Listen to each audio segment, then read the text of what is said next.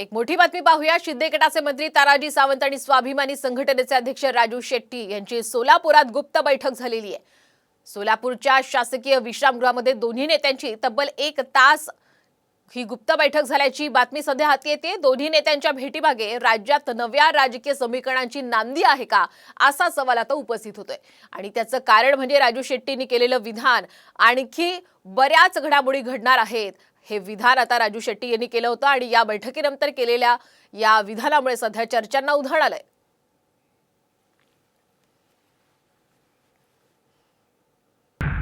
एक मोठी बातमी पाहूया। शिंदे गटाचे मंत्री तानाजी सावंत आणि स्वाभिमानी संघटनेचे अध्यक्ष राजू शेट्टी यांची सोलापुरात गुप्त बैठक झालेली आहे।